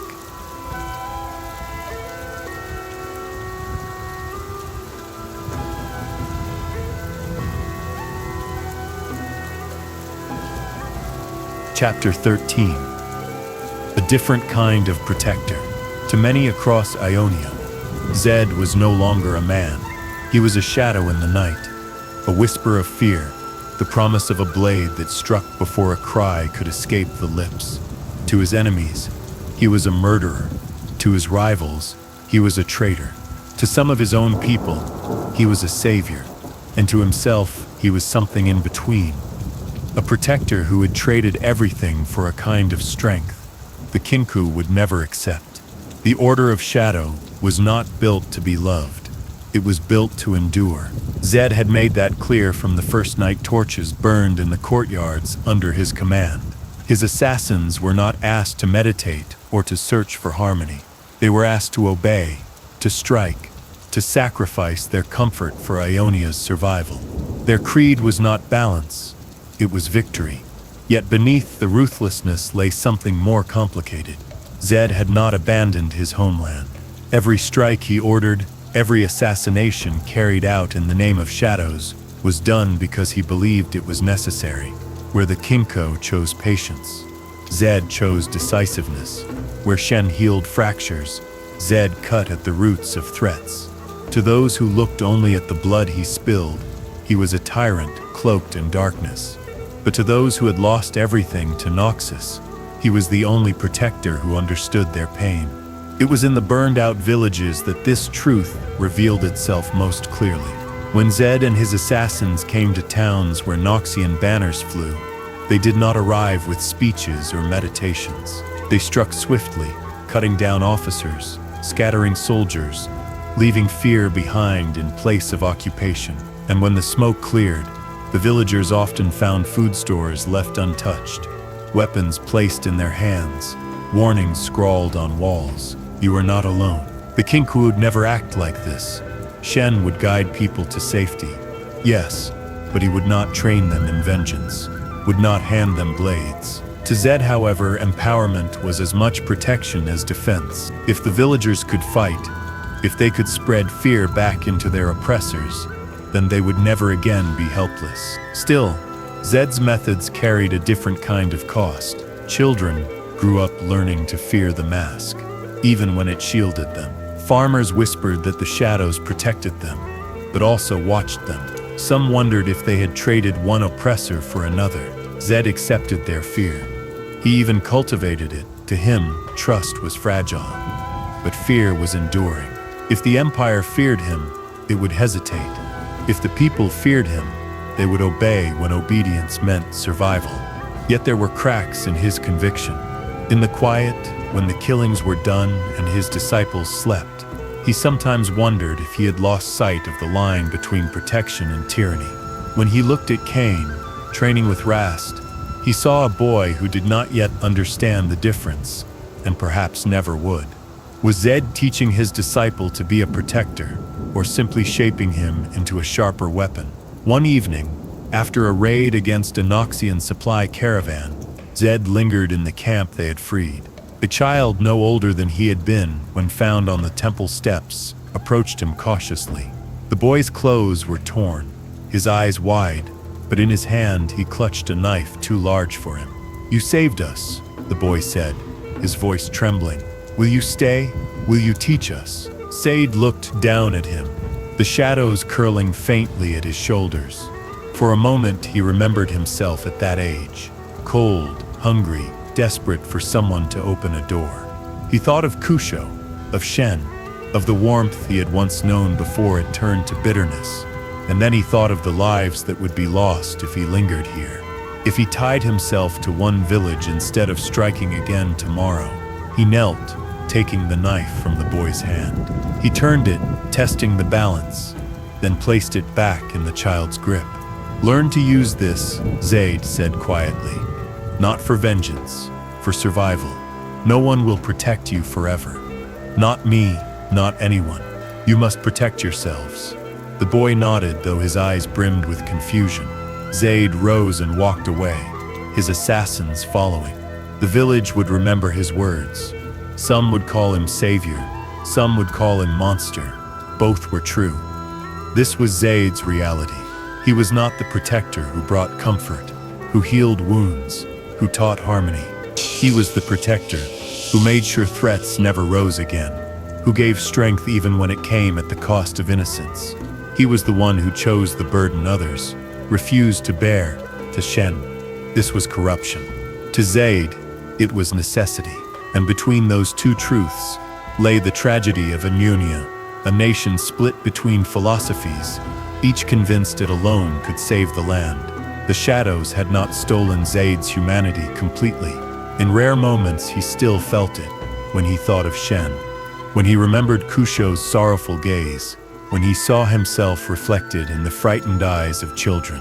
But he had learned to bury those feelings beneath layers of discipline and certainty. Compassion could guide a man, yes, but it could also break him, and Zed could not afford to break. Still, he was not without care. His assassins were not faceless to him. He knew their names, their wounds, their losses. He trained them not just to kill, but to survive. He demanded ruthlessness, but he also demanded loyalty, not to him, but to Ionia. They might never understand the burden he carried, but he understood the burden they shared.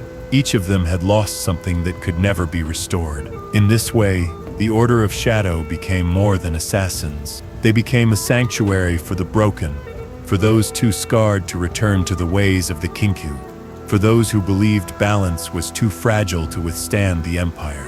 Zed gave them a place to belong, just as Kusho once gave him.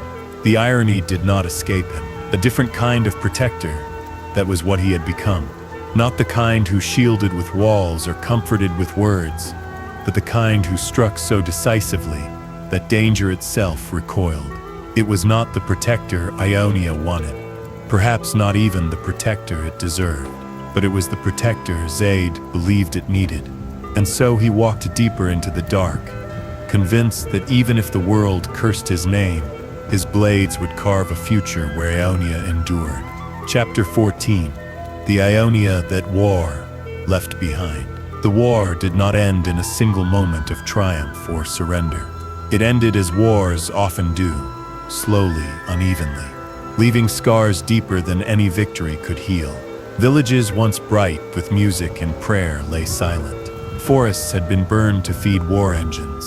Rivers ran muddied with ash. Even when the Noxian banners retreated, the land did not return to what it had been. Ionia was forever changed. For Zed, the aftermath of the invasion was not relief, but confirmation. He walked among the ruins and saw not peace, but weakness. The Kinkou had preached balance, yet balance had not saved these people. Farmers returned to fields seeded with corpses. Families rebuilt their homes beside blackened walls. The scars of occupation lingered in their eyes. To Zed, the war had proven what he always believed. Restraint could not defend a nation. The Order of Shadow thrived in this broken landscape, where the Kinkou sought to heal wounds slowly. Zed's assassins offered immediate protection. They moved through villages with silent efficiency, striking down the remnants of Noxian forces, rooting out collaborators, punishing bandits who tried to exploit the chaos. For many, they were the only shield left, but their shield was edged, and it cut as often as it defended. Fear followed them as surely as shadows at dusk. Villagers who welcomed their protection also lowered their voices when speaking of them. Parents warned their children never to wander after dark, lest the assassins mistake them for spies. Gratitude and dread mingled uneasily, leaving the order in a space between savior and oppressor. Zed accepted this. He told his followers that fear was stronger than trust. Trust could be betrayed. Fear could not. Shen, meanwhile, rebuilt the Kinkou in the quieter corners of Ionia. His disciples tended to shrines, mediated disputes, and guided spirits back to their rightful places. To the weary, his order offered calm. To the broken, they offered patience. But to those who had lost too much, patience felt like abandonment. Why sit in meditation, they asked, when raiders still prowled? Why speak of balance when the Empire had scarred their land? The divide between the two orders widened with every passing season. Shen carried his father's mantle, but his reach was limited. Zed carried the shadows, and his reach grew with fear. Between them stretched the torn body of Ionia. Uncertain of which protector to trust, Zed walked through the war-torn land often, not as a hidden assassin, but as a master inspecting what had become of his nation. He saw shrines where prayers had gone unanswered, their stones blackened by fire. He saw forests where children once played, now littered with broken weapons and bones. He saw fields replanted by hands that still trembled, and in all of it, he saw proof of his path. One night, As he stood over the ruins of a village that had resisted too fiercely, he felt the old emptiness stir. The people had fought bravely, but Noxus had crushed them before his assassins could arrive. The survivors looked at him not with gratitude, but with hollow eyes, too tired even to fear him. For a heartbeat, Zed wondered if Kusho would have walked here with compassion instead of shadows. The thought burned him, and he pushed it away. Compassion could not raise the dead. Strength could at least protect the living. Yet he could not deny that Ionia itself seemed less whole. Its spirit, once vibrant, now felt fractured. The people had learned to distrust not only their enemies but their protectors. They looked at Shen's Kinkou and saw inaction. They looked at Zed's order and saw violence. And so they trusted neither fully. Ionia was caught between two visions of protection, and in the space between, bitterness grew. Zed understood that bitterness, he had lived it his whole life. He had been the orphan on the steppes, the boy left out. The warrior denied the chance to act. Now his entire nation shared the same wound. Perhaps that was why he did not recoil from their distrust. He bore it for them, just as he bore the shadows. The Order of Shadow adapted to the new world. No longer fighting armies on open fields, they turned to rooting out hidden threats. Noxian agents still lingered, sowing unrest. Mercenaries roamed, looting what the Empire had left behind. And in darker corners, old Ionian feuds resurfaced, each side eager to exploit the chaos. Zed's assassins struck against all of them, moving unseen, leaving bodies in alleys and forests. Their message was clear. Ionia would not be prey again, but even as they struck, Zed felt the weight of what they had become. His assassins were efficient, but they were also hard. They had learned his lessons well. Never hesitate, never question, never doubt. Yet in their obedience, Zed saw a reflection of the very chains he once despised. Kusho had bound him with patience. Now he bound his disciples with fear. Was this truly protection, or had he simply built another prison, one of his own making?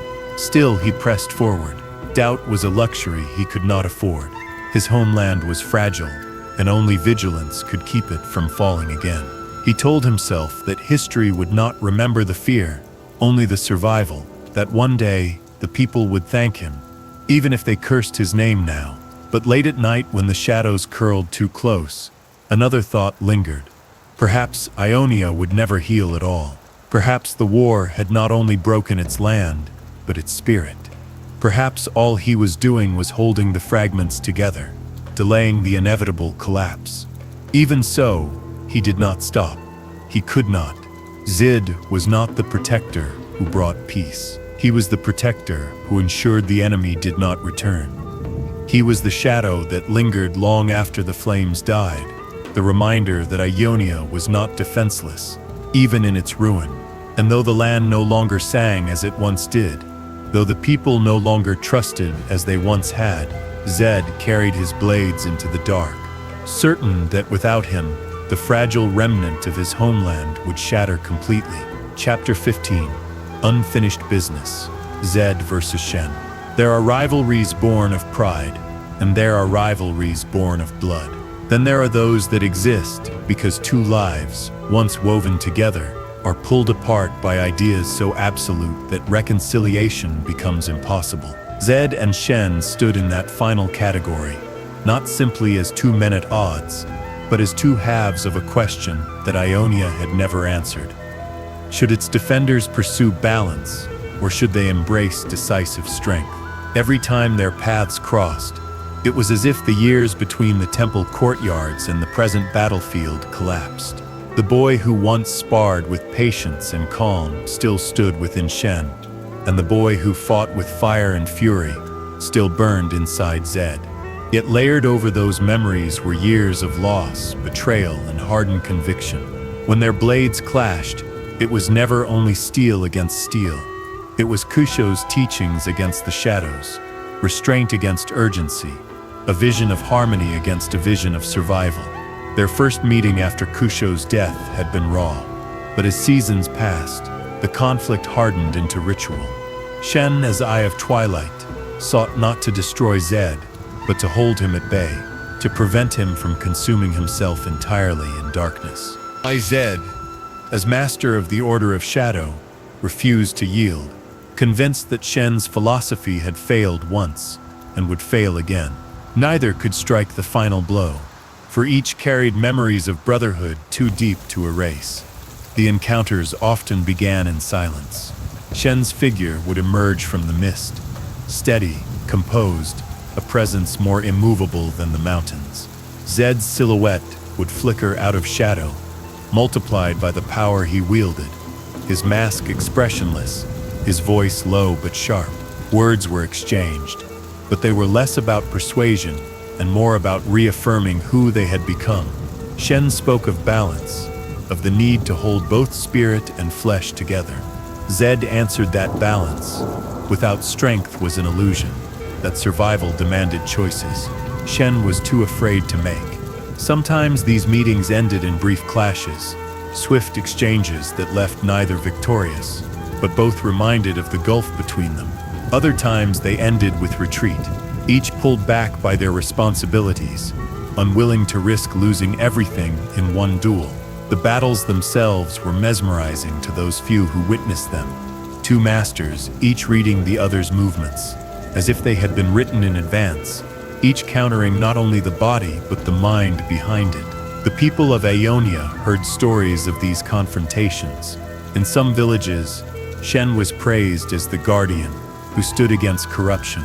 In others, Zed was admired as the avenger who did not hesitate when lives were at stake. To most, they were both legends, their conflict too vast and too ancient to truly understand, like forces of nature locked in a cycle that would never end. Zed never admitted it aloud, but these encounters unsettled him in ways no other battle could. Against Noxians, against bandits, against spirits twisted by war, he always knew his purpose. Against Shen, he was forced to confront memories of a boyhood where loyalty and brotherhood had once seemed unshakable. The shadows wrapped around him with certainty, yet in Shen's steady gaze, he sometimes glimpsed the echo of what might have been, if he had chosen differently. It was not enough to weaken him, but enough to remind him of the cost he carried. For Shen, the burden was no lighter. To fight Zed was not only to face an enemy, but to face the living proof of what happens when balance is abandoned. Every strike he parried reminded him of Kusho's sorrow. Every attack he delivered reminded him of the brother he had lost. He bore no hatred, only grief transformed into duty. He could not allow Zed to destroy himself completely, yet he could not bring him back either. His every action was an attempt to hold the line between preservation and mercy. Their conflict was not about victory. It was about persistence. It was about showing the other, again and again, that their path could not be abandoned. Shen sought to keep balance alive by embodying it. Zed sought to prove that shadows, ruthless and uncompromising, were the only shield strong enough to endure. The tragedy lay in the truth that neither would yield, and neither could fully destroy the other. When they parted after each confrontation, the land itself seemed to exhale. Villages whispered of the two protectors who fought not only enemies but each other, leaving behind silence heavier than any battle cry. Some feared that one day the balance would break entirely, that one of them would finally fall.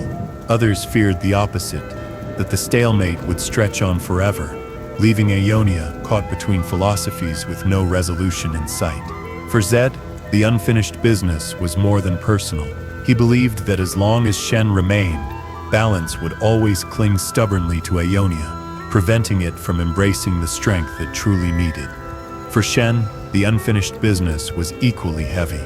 He believed that as long as Zed wielded the shadows unchecked, Aeonia's wounds would never close. For fear cannot heal what has already been broken. And so the brothers circled each other across years and provinces, blades clashing in courtyards, whispers meeting in forests, shadows colliding with twilight again and again. Their story was not one of resolution but of endurance, a cycle written into the very fate of Aeonia itself. The people remembered the golden demon. They remembered Noxian fire. But above all, they remembered the sight of two masters, once brothers, forever divided, each convinced that his path alone could save their homeland. Unfinished business. It was not only between them, it was the wound of a nation, embodied in two men who could not let go of what they had once shared, or what they had lost, and until one path prevailed, Ionia itself would remain caught between shadow and balance, waiting for an answer that never came. Chapter 16. Where Zed's path leads. The path of shadows is not a straight line, but a twisting trail, each step uncertain, each choice leaving a mark that cannot be erased. For Zed, that trail stretched behind him in a long chain of decisions. Some made in anger, some in desperation, some with clarity, yet all binding him more tightly to the power he had embraced. He had killed Kusho. He had turned away from Shen. He had built an order that terrified as much as it protected. And now, as Ionia tried to heal in the aftermath of war, the question that haunted the nation and himself alike was this: where would his path lead? The Order of Shadow stood stronger than ever. Its disciples moved unseen across the provinces, striking down remnants of Noxian forces, dismantling networks of spies, and silencing dissenters who threatened stability. To the outside world, they were shadows without faces. To Zed, they were his legacy, proof that the philosophy he had chosen was not just survival, but endurance. Yet leadership carried its own kind of loneliness. He could not confide in his disciples the doubts that sometimes crept at night, nor could he show weakness in front of those who had given everything to follow him. He bore their loyalty like armor and like chains. Kayn remained at his side, the most dangerous and the most promising of them all. The boy had grown into a man, his bond with Rhaast deepening in ways that unsettled even Zed. At times he saw Kayn fight as though the weapon were an extension of his will, fluid and deadly. At other times he saw the scythe twist Kayn's strikes into something too cruel, too eager, as if the Darken's whispers had slipped past his defenses. Zed never voiced his full concern, but the truth gnawed at him. Kayn's fate would determine not only his own survival, but the survival of the entire order. If Kayn mastered the Darken, he would become more powerful than even Zed had ever been. If he failed, he would become the very monster the Order claimed to stand against. This duality mirrored the one that had defined Zed's life. He too had once taken forbidden power into his hands, confident he could master it, certain that restraint was weakness. For years he had convinced himself that he remained the master of his shadows, not their servant. Yet when he looked at Kayn, he wondered if he was staring into a mirror, one that showed him not what he was, but what he had always been becoming. Beyond Kayn, the Order's place in Ionia remained unstable. Some villagers praised Zed's assassins for keeping danger at bay, even when the Kinkou could not. Others feared them as oppressors cloaked in justification. Politicians whispered of his influence, debating whether the Order was a shield or a dagger pressed against the nation's throat. Zed ignored their words. He had never sought politics, only results. Yet even he knew that perception was its own kind of battlefield, and on that battlefield, shadows could not always win. Shen, of course, remained the constant opposition. The Eye of Twilight watched Zed's movements with the same patience he had always carried, waiting not to strike, but to intervene when the balance tipped too far. Their confrontations were fewer now, but no less charged. Each time they met, Zed sensed the same unspoken truth. Neither truly wished for the other's death. Shen carried grief instead of hatred, and Zed carried respect buried beneath anger. They clashed because their philosophies demanded it, not because their hearts truly longed for the other's end. That tension kept their rivalry alive, suspended in a stalemate that neither could resolve. As Ionia rebuilt itself, Zed found his role shifting. No longer was he only the avenger striking at invaders. He became something subtler, more enduring, a warden in the shadows, shaping events unseen, guiding his assassins not just to kill, but to ensure that fear itself kept the fragile peace intact. He told himself that this was the highest form of protection, that by carrying the burden of fear, he spared others from needing to. Yet even as he believed it, he knew it came at a cost. Children would grow up hearing of the Order of Shadow not as heroes, but as warnings. Villages would speak his name with unease. The land might survive, but at the price of always glancing into the dark with suspicion. And perhaps that was his fate. Perhaps Zed was never meant to be the protector sung of in stories, but the one remembered in whispers. Shen could claim the role of guardian, whose hands remained clean, whose teachings spoke of harmony. Zed would claim the role of the one who dirtied his hands so that others did not have to. Together they embodied the duality of Ionia's spirit. Two answers to the same wound, neither able to exist without the other. Still the question lingered. What of the future? Would the Order of Shadow endure beyond Zed's life? Or would it collapse as the Kinkou once nearly had? Would Kayn rise as master, bending Rhaast to his will? Or would the darkened scythe consume him, plunging Ionia into a new nightmare? Would Shem's patience outlast Zed's ruthlessness? Or would one philosophy finally triumph over the other? Zed did not know. What he did know was this. He had chosen a path, and there was no returning from it. The boy who once waited on temple steps for someone to open the door was gone. The student who once sparred with Shen in the courtyards was gone. Even the assassin who once believed shadows were only a tool had been reshaped into something else. Now he was master of the order, bearer of the burden, warden of a homeland that both feared and relied on him. The shadows were no longer something he wielded, they were who he was.